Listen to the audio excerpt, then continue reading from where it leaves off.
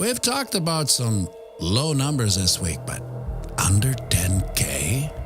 I'll show you how, and I'll show you why.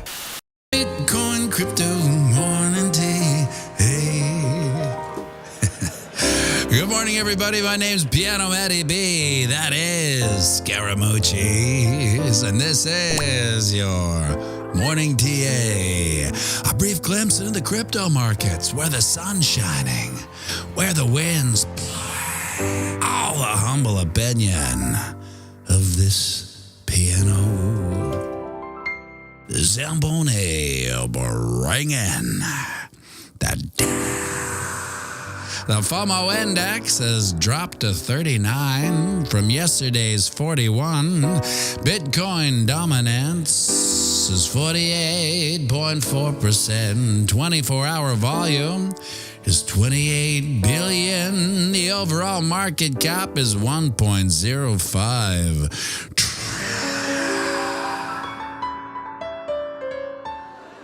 Give or take 100 million.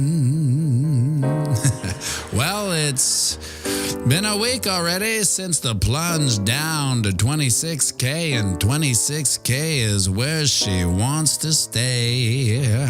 Besides a quick high five up to the 50 moving average, peaking out at 26.8. Price actions engine stalled out, and she dropped straight back down to 26K, where we currently stand at time of production. We are closer to resistance than we are to support, which is good, I guess.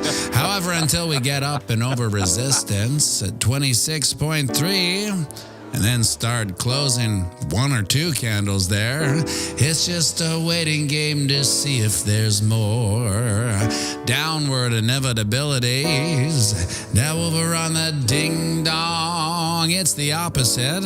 We are currently closer to support than we are resistance, and we're still staring down the barrel of the majestic bear flag, which plays out to 21.8-ish, and we're still hoping and praying for a V-shaped recovery this week, but the sands through the hourglass are falling fast. With the crab walking low volume non-movement we're seeing, we just may end up carving out the right shoulder of old Mr. Clean's head and shoulders pattern, which plays out to 19.2-ish. And a recent poll shows that 80% of Canadians think Trudeau is the worst prime minister in Canadian history. When asked why his approval rating was so dismal, Trudeau replied, "Hey, I thought I banned all news and polls that weren't in my favor." Is that a dad alert? Yes, it is. Friendly reminder that the 20 moving average looks like she's headed down to cross bearish over the 200, a move we haven't seen since way back in January 2022, where we saw price action give back a 67% loss before she crossed back over. And where would a 67% loss take us from here? Do you really want to know? Are you holding your head real tight? Well, that would be 8,800 and shut your mouth.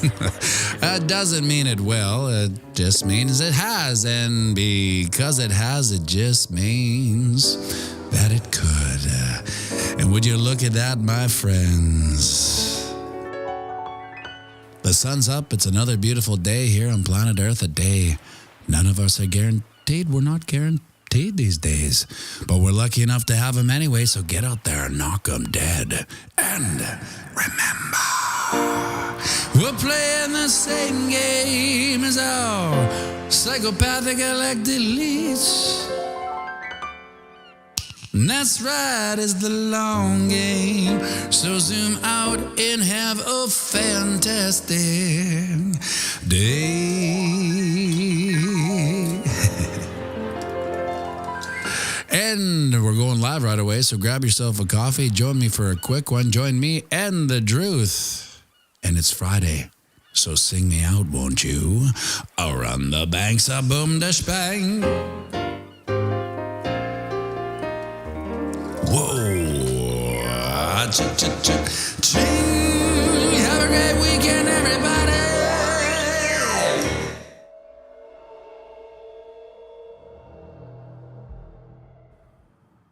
Another beautiful day here on planet Earth. A day none of us are guaranteed.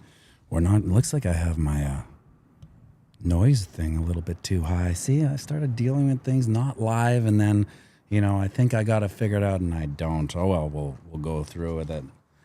Good morning, Christopher Selden, Dave Digital, Sneaky Pete, Vapes, and BC Misco, pianomattyb, OG, Remedial Joe, pianomattyb, OG. Thank you for building the channel with me. Michael Only. See, I'm not liking this noise thing that's going on. It's a little. Do you hear it coming in and out? Kind of breathing. Jeez. Maybe if I get a little closer, we'll see. Michael Only, Troy N, Johnny December, pianomattyb, OG. Thank you, Johnny. Down in Belize. JP, David Mullish on Parade.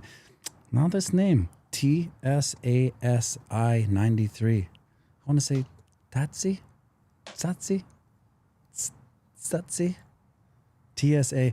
If you're still in the comment section, can you kind of spell it out for me how it would be pronounced? Of course, we got Druth coming on here. Druth's in the comment section as too. Say hello to him if you can. Louis H. Swashbuckling Squallywag Hunter's Blow, my new favorite YouTube handle. Earth Scum and Storm Chasing, another pianomattyb OG. Yeah, so under 10K, hey, doesn't mean it just has. Last time the 20 moving average went under the 200, we had a 67% loss. That's just what happened. So if we fractal that out, 67% will take you to 8,800. Now, the world would go crazy if it hit 8,800, but guess what? Most people in this boutique community would be dancing with delight at 8,800. I know I would. I don't think it will, but who knows? But without further ado, my friends, let's bring on the Druth here. Druth, how you doing, buddy? Good, man. Thanks for having me on again. It's really great to be on again with you. Sorry I missed last week. It was a little crazy. Last week was all rehearsal plugging into a band I hadn't been a part of in a year and a half. So I didn't know if the old pipes worked yet or not. So I had to figure it out. Getting on stage and singing in front of a crowd again. How long has it been since you did that? Oh, about 2 years, maybe 2.5 years. You know what I mean? So it's been a definite while. Things went really good. It was probably one of our best shows we've had. My old manager slash guitarist now owns a venue and a bar called the Rick House out in Denver. So it was pretty fun. Mosh pits, everyone was really good to each other. It was a packed house. I had a liquidation sale of my T-shirts, and I might be starting a band with BJ out here in Georgia. I don't know. We're going to see what happens with it. So. BJ, is that like he works the board sometimes? He's like the IT tech guy? Yeah. BJ's a tech director here, and he's a nasty good bassist, and we get along really good. So we're working on it. I think we're gonna piece something together. I just got to find a real good bassist or a drummer to go along with him and a guitarist. So it's funny, and it's not because of his hair, but when I saw him, he would come on in and out of streams, BJ. Yeah. I'm like, he looks like a musician, but further down the musician wormhole, kind of looks like a bass player because he has a bass player's type of personality / sense of humor. Very smart, but understated is usually a smart bass player, right? So there's two types of bass players: the smart bass player and the dumb bass player, right? BJ strikes me as one of the smart bass players. Yeah, he absolutely is, man. And so we're gonna get it going again. Obviously, I've been making crypto kind of parody songs about Gensler and stuff like that. Some of them did really well. It's just also that there's just so much stuff going on. Like I'm still a researcher doing the new setup and organization for Bitboy Crypto. We're growing out the Blockchain Basement YouTube channel. pretty heavily. So there's a lot of work going into that side of things here. And I was, I still am part of ATB's writing team, but no longer kind of handle the actual organization of it. So we're growing, and we're just trying to find the best path to do so, and really like, making music is something that's in my heart, but I only do it when it feels right. You know what I Right. mean? So yeah.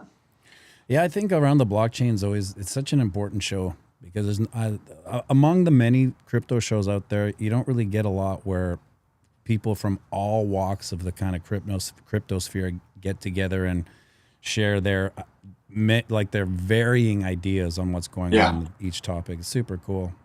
Yeah, absolutely. And that's important to have, a balance of opinions. You don't want to get stuck in echo chambers, right? That's where like the Right. wrong kind of decisions can be made. So yeah, I mean it's really nice to, because everyone, you have to understand, like, no one can be a master or an expert at everything. And if they are acting like they're an expert at everything, they're just simply a master of lying to themselves and to the people around them. So I like to have, people on that have, like you're on the TA side, and obviously you're stuck in Trudeau's chaos up there. So we like getting your bellwether on that.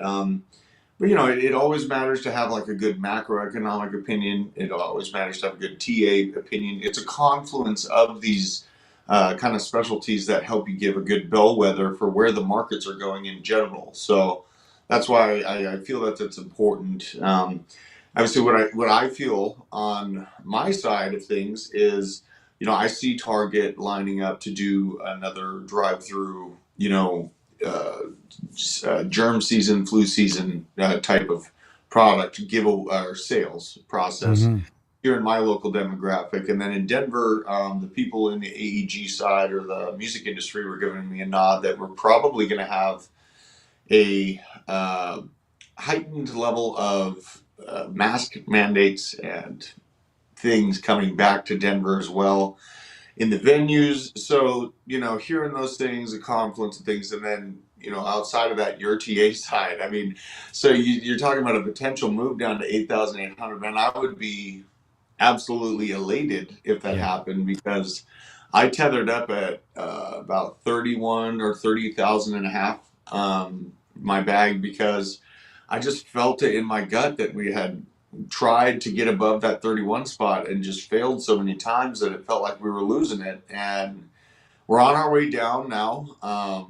It's an interesting thing. Like, God, I mean, that would be an amazing move if we went down to 8,000. I am waiting to see what the big next red candle is. I feel it's coming. I follow macroeconomics in more like war type situations, and it was not looking pretty. So yeah, it's something that I'm looking out for, and it's interesting to hear your TA side on that 200 moving average, kind of moving in confluence with my opinion about it. Well, back to what you're saying about Denver and the masks.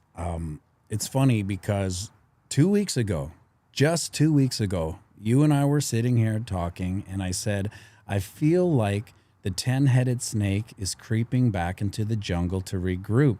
Right, And within 2 weeks, right. it's back out almost in full force. Maybe with 24 heads this time, coming I know. out, dialing in the fear. And you know what? I hate to say this, but I feel like there's a group of the population that are just like, oh, finally it's back.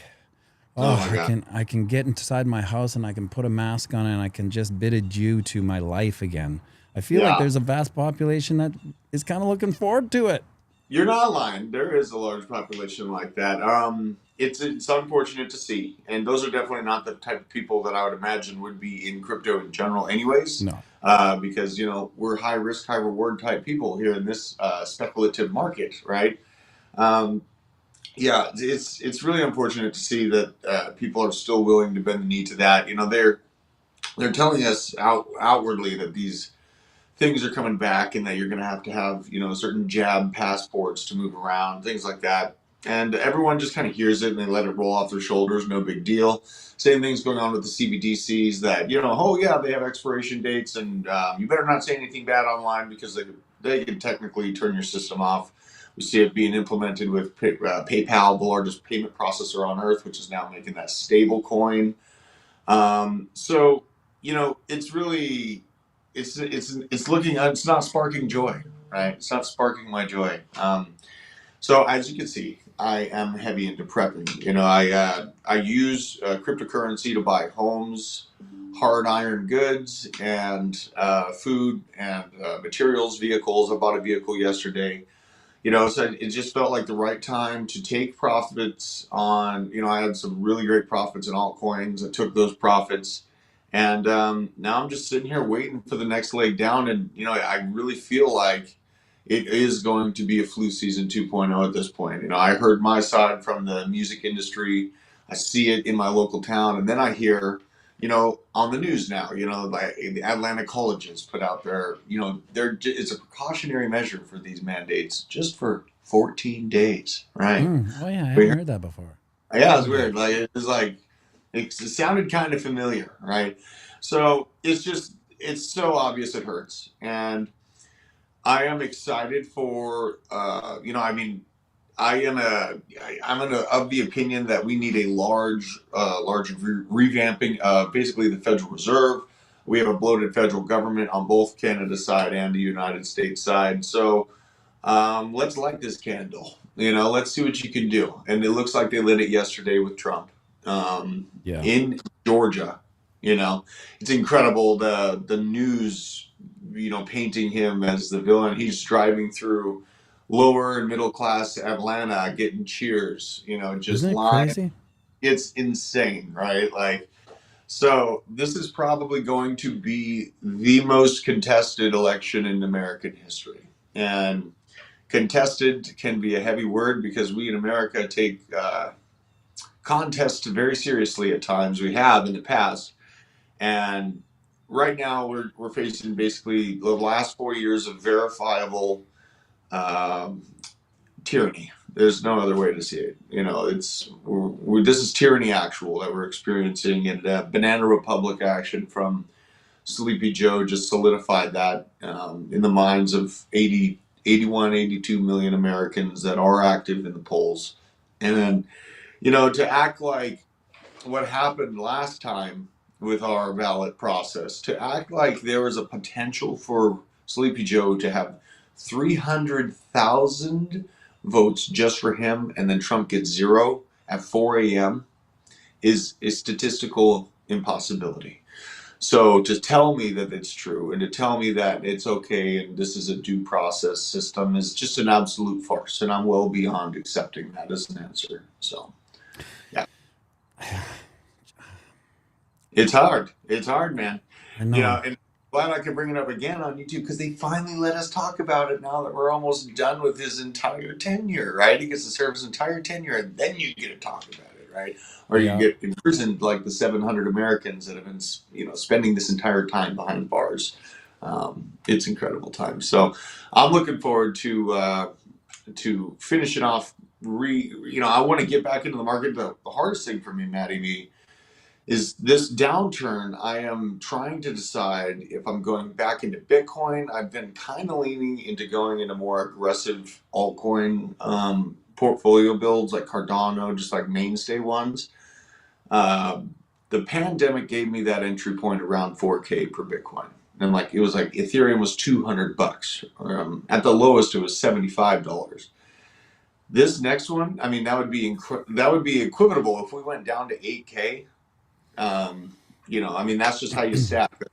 That's how you chim off the top and stack. And I think that what I'm looking at to do is really, really leverage altcoins this time. I saw what Cardano did last cycle. I caught Polygon very early. That was a really good mover, and it's have you, as far as how I view Polygon, it seems like one of the more stable price action altcoins through this last bear market / accumulation market. It's holding this 50 cent level chaotically while most other Mhm. altcoins have been crushed. And that's been the biggest thing for me on the blockchain basement is just really making it clear that you don't want to put everything you got into altcoins until you're at least near the halving. Just as historically what we've seen, I did get, lucky. I guess you could call lucky, or just in the know. Like, I was paying attention to Pepe happen, and then I knew that meme season had like 2 or 3 weeks. Got in on it, made some good money, and then just turned that back into my stack. So it Yeah. hasn't been that bad in the accumulation market. I've been finding little gems to make gains on, but it's feeling like, I better have my altcoin bag built by or around December is kind of like my bellwether that I'm looking at right now.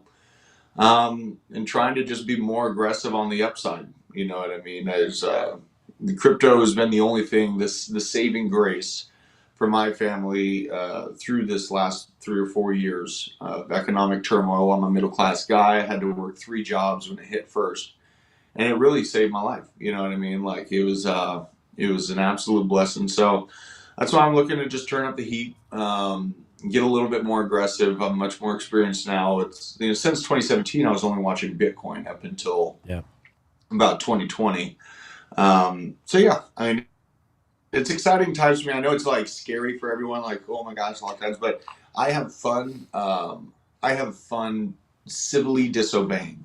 I have a Hmm. lot of fun in situations where we have this groupthink mentality, and I'm out there just kind of shaking people's cages. That's kind of what I feel like I'm meant to do in the regular day to day life. So not only waking people up in day to day life and online, I'm going to be just screaming from the rooftops to escape the fiat dollar, because we see what's happening with BRICS this week and all those new acceptances to BRICS, the competing dollar system.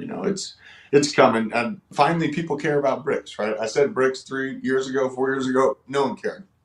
Um, but BRICS has been something that has been basically on my radar since 2001, when Goldman Sachs created the idea of it out of Manhattan, New York in 2001, talking about the change in world trade.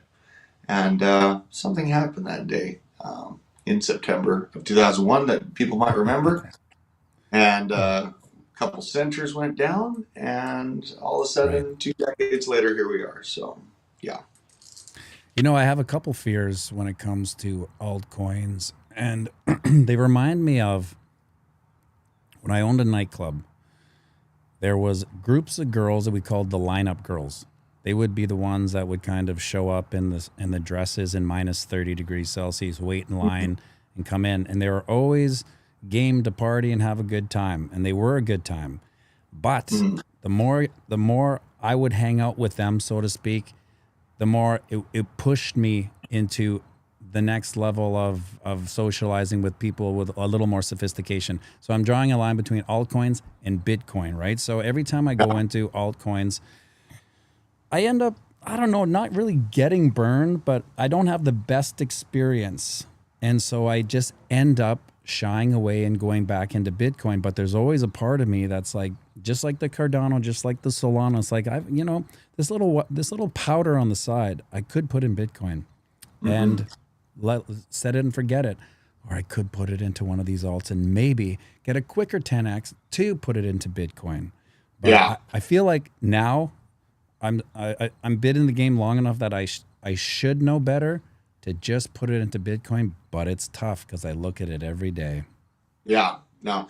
And I usually like to, I mean, up till now, I had stayed basically 60, 70% in Bitcoin. You know what I mean? And like the altcoin bags that did make money, those only like a 5%, maybe, 2% allocation of my total bag. Um, you know, it's hard for me to. I think that Bitcoin is probably like my all-time high that I'm looking for in the next bull market is in between 100 to 150K per Bitcoin, and that would be really life changing. Like it has been in the past, but I just think that there's more juice to be squeezed out of. Cardano Constellation DAG is another one that I'm feeling really good about. And then I own Chainlink, Stellar, and XRP. I left those ones just as like wild horses in the Yeah. background, because they have some things going on for them that are much different than the rest of the market. And obviously XRP didn't make it to $10 after it won that first part of its of its case. But it's one of those things that I just know to be patient with. And, eventually, as we work through this, we might get regulatory clarity on cryptos in general, but more than likely, what we're going to get is just a regulatory clarity on stable coins. I think that PayPal move and Microsoft, kind of interested in starting its own stable coin, is going to push the government faster to do the Mm-hmm. regulation on that side first and foremost. And they got a lot of research and understanding, to do and put out to the public to make their case.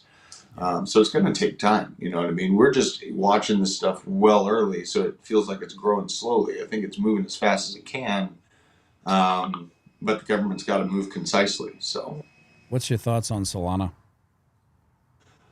I like Solana as far as its price action. Now, some things that we saw last cycle or just in the past about it being turned off, potential connections to it being used to kind of call a timeout and let Alameda do some arbitrage on the trade side, makes me feel ethically uneasy about going into that, because Sam bought out our electoral advertising here in the U.S. with our stolen funds that he stole from us. So I have a kind of an angry bone in my body about him, and that's just something that, yeah, I mean, like I could see Solana getting back up to like 100, maybe $150. I don't think that it's going to. I don't think that it's going to be a massive, but it's got so much to it. So the World Economic Forum in 2017 listed 5 cryptos that they were most interested in, and those cryptos were Cardano, Stellar, XRP, Algorand, believe it or not, and Hmm. Solana, right? So they got these 5 cryptos, and they might have had those 5 cryptos just because that was what the top of the line was, or the hottest new thing in Right. 2017. But they did quite a bit of research and paperwork releases on those, and trying to understand them and educate the populace about them. So it's hard for me to kind of count it out in total, because it seems like it might have been chosen for a part of the system. And when we think about Right. altcoins, everyone's like, man, this altcoin is going to take over everything. Really, all you need is for your altcoin to have just a little piece of the market. You're looking for the toenail on the elephant in monetary. Like, we are ants to elephants right now. As far as world money and derivatives, there's quadrillions of dollars in that. So, all it needs is a piece. I don't ever get maximalish on anything. I only can really marry Bitcoin in the long term and land. But altcoins, you'll get those when you get that big green candle and everyone's talking about it's the future of finance and this is going to kill this other project and it's won everything. You got to take profits. Like, that's the hardest thing, is feeling comfortable to take profits. And I know a lot of people talk about 25%, 25%. I literally am a max only. I just go max. It's worked for me in the past. I don't do the 25% laddering out, but it's sketchy to do so, because your stomach will drop, and then you'll have to trust your intuition and your knowledge. It's worked for me so far, so that's what I know. That's what I'm going to do in the future. But yeah, I mean, seeing those, Solana, Algorand has got me so curious. I mean, if that project even keeps the lights on into the next bull market, it's at 9 cents. It's at its all-time low right now. That would be an insane, insane buy at these levels if that thing even returns to all-time highs. And it's got good tech. It definitely has gotten beaten down by that Hillary Clinton Foundation connection for climate change. But, I mean, I think, I'm in news and crypto media, and I think that was just kind of grasped onto to make a good headline because Hillary Clinton's a big name. So the Clinton Foundation probably is invested in thousands of things, you know what I mean, across the board. So, yeah, it's interesting watching algo fall to the levels it's at right now, because, man, like I said, if that thing even keeps the lights on, if Sylvia is able to keep the research and or the marketing and research and development going, that could be an insane life changing move with just a small amount. So I'm probably going to get some exposure to it. You know what I mean? I'm probably, and it's not going to be 50% of my entire portfolio that I have right now, but I'll probably be putting about 1 to 2% in it. You know, I'll probably be putting 1 to 2% in Solana. Probably be putting about 5, maybe 10% in Cardano, getting a little more aggressive on that. Hmm. And then the Cardano ecosystem, like Ajax. Ajax is an AI Cardano project, and AI is going to be in the headlines for the next 4 years. You know what I mean? Yeah. Normies are just catching on to what AI is. So trying to be ahead of those narratives and curves for the mainstream populace, I think, is going to be the absolute most profitable thing to do. But Bitcoin is the most it's the most proven on earth, you know, for crypto, and we wouldn't have any of this without proof of work in Bitcoin, anyways. Right. So you know, either way, my profits are going back into it, or into my house, either way. But yeah, those are some of the ones I'm looking at. And Constellation DAG, I mentioned, it's a different type of blockchain. It's a metagraph or hypergraph, directed nonlinear communication. It's basically made to keep communications more encrypted and secure.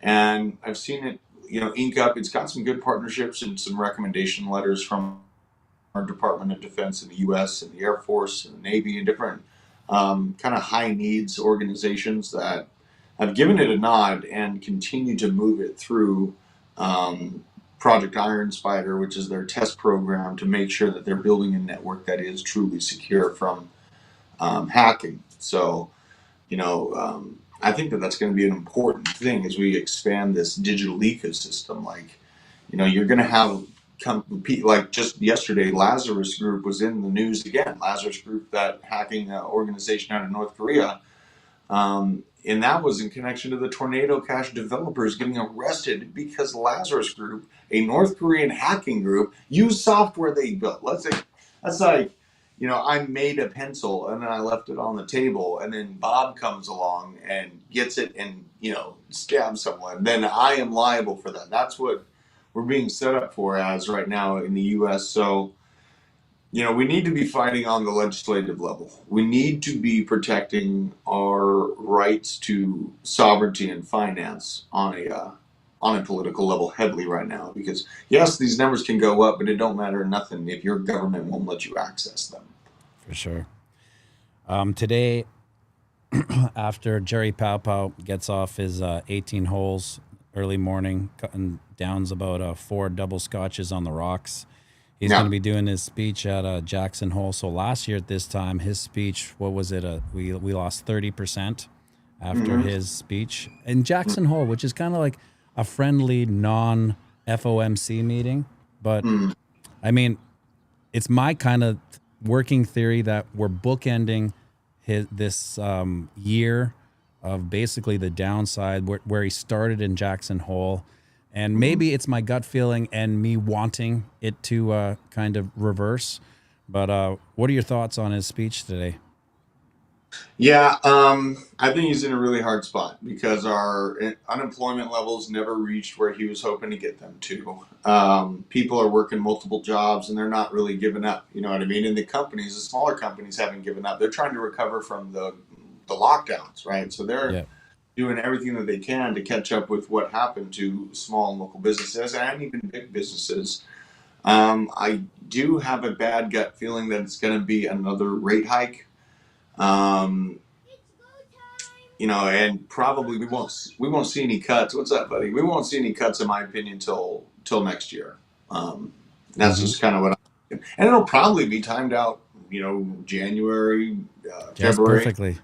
Yeah, because then we'll have the halving in April, and you know, then the election will happen. They're selling hope, and the market's doing better. And by the time you get to October 2024, you're just about to have an election. You have quantitative easing back. You have rate cuts back. You have all the makings of a perfect storm.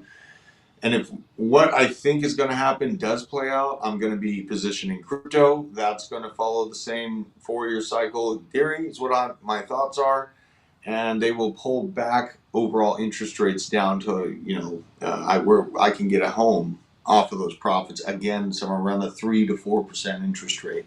It was down to 2% here in the U.S. I don't know if that they can ever get back to that. as far as the mortgage interest rates. But I do see the Fed having to pull back on interest rates in general because they are going to basically kill off our mid-sized banking sectors because of these interest payments due on their quantitative tightening, essentially. So, yeah, I think that they have no choice but to do a rate cut within a year to save banks across the country. I saw Duke just says it's go time. We got to go to squash. I wanted to ask you this, but I'm going to save it for next week if you're available. But I saw on your Twitter the Carrington event post you had, and I know there is a somewhat of a week. We may not even get a chance to talk about it in a week if the Carrington event is as such. But let's leave it for next week. I want to get more into that, and everyone can go go to his Twitter and check out his post about the Carrington event. It may just scare the shit out of you. And I want to remind everyone. I'm the only one that's got that info out there. I mean, that research document just dropped last night. So that's brand new information. It's not going to be on CNBC for another week or two, if they ever get it on and it actually go on. But yeah, go check it out. It's a pretty interesting read, and it's wild. Yep. I want to thank everyone for tuning in, and a reminder, if you have time to come to the live piano stream tonight and Saturday, we almost got over 50. So help us pump those numbers over 50. That would be much obliged by Kyle and I. Druth, thanks again for tuning in. Look forward to the Carrington event next Friday. Sounds good. Thanks, Pat. Have a good weekend, everybody. Make sure you like and subscribe.